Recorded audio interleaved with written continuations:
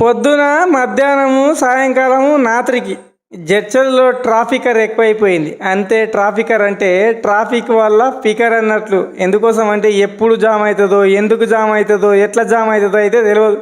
ఇప్పుడు మీరు వీడియోలో చూడండి, అంబులెన్స్ ఎన్ని అవస్థలు పడుతుందో ఫ్లైఓవర్ కింద రానిక్కే పోనిక్కే. పోలీస్ అన్న ఉరుకొచ్చి బండ్లను ఆపినా కూడా బండ్లలో ఆగుతలేరు. అరే అంబులెన్స్ రయ్యా, దాంట్లో ఎమర్జెన్సీ పానాలు జనాలు పోతుంటారు. ఇంకిత జ్ఞానం కూడా లేకుండా అడ్డదిడ్డంగా నడుపుకుంటూ అంబులెన్స్లకు అడ్డం వస్తారు. మీకు సోయి కూడా ఉండేటట్లు లేదు. అంబులెన్స్కు దారి ఇవ్వాలనే సోయి కూడా మీకు వచ్చేటట్లు లేదు. నేను అట్లా అంబలి పోయే కానీ ఈ పోలేపల్లి సెజ్జికెళ్ళే బస్సులు అడ్డదిడ్డంగా ఇష్టం వచ్చిన తన ఆపి జనాలను మస్తు పరిశాని చేస్తున్నాయి ఈ జడ్చర్ల. ఇంకా సింగల్గడ్డ దగ్గర రాజ్యం వాళ్ళదే, అంబేద్కర్ చౌరాసర రాజ్యం వాళ్ళదే, ఇందిరాగాంధీ బొమ్మ దగ్గర రాజ్యం వాళ్ళదే. ఏడైనా సరే పొద్దుగాల, మధ్యాహ్నము, సాయంకాలము, రాత్రిపూట ఆ కంపెనీకి వెళ్ళే బస్సులు అడ్డదిడ్డంగా ఆపుడుతోటి వెనుకోడు ముందలోడు జమ్మడు జక్కడు అందరు జామ్ అయ్యి ట్రాఫిక్ జామ్ అవుతుంది. ఇంకా మధ్యాహ్నం 2 గంటలకు ట్రాఫిక్ జామ్ కానికి కారణం ఏంటంటే పెద్దది గడ్డివాము ట్రాక్టర్ వచ్చి ఫ్లైఓవర్ కింద ఇరుక్కుపోయింది. ఒక 5 నిమిషాలు ట్రాక్టర్ ఆగిందో లేదో, ఇటు అర్ధ కిలోమీటరు, అటు అర్ధ కిలోమీటరు, అటు అర్ధ kilometre, north, east, west, south అన్ని దిక్కుల్లో ట్రాఫిక్ జామ్ అయిపోయింది. ఇంకా పోలీసు సార్లు డబ్బున రుకొచ్చి అక్కడ ఇక్కడ ఆపి అవస్థలు పడి మొత్తానికి ట్రాఫిక్ని అయితే క్లియర్ చేసిర్రు. కానీ జడ్చర్లని ఏలుతున్న నాయకులకు, పాలకులకు కొద్దిగా కూడా సోయి లేదు.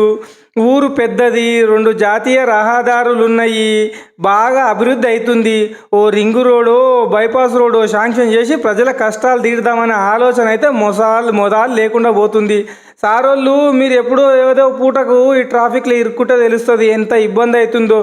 ప్రతిరోజు మా జడ్చర్లకైతే కొత్త బస్ స్టాండ్ పోవాలన్నా, సింగల్గడ్డ పోవాలన్నా, అంబేద్కర్ చౌరాసా నుంచి పాత బస్ స్టాండ్ పోవాలన్నా ఒక నరకం అయిపోతుంది. ప్రజలారా కొద్దిగా మీరు యాళ్ళ వీలైతే రంగారావు తోట, పద్మావతి కాలనీ, పాత బస్ స్టాండ్ వాళ్ళు క్లబ్ రోడ్ నుంచి హైవే మీదకి వెళ్ళి పోండి. కొద్దిగా ట్రాఫిక్ తక్కువ ఉంటుంది. ఇంకా నాయకులు, పాలకులు ఎట్లాగూ మనకు రెస్పాన్స్ ఇయ్యరు. కానీ ఇంక జూమ్లో చూడండి అంబులెన్స్ ఎన్ని అవస్థలు పడుకుంటూ వస్తుందో. ఒక్కడు కూడా దున్నపోతి మీద పడ్డట్లు ఒక్కడు కూడా పక్క కోతలేరు.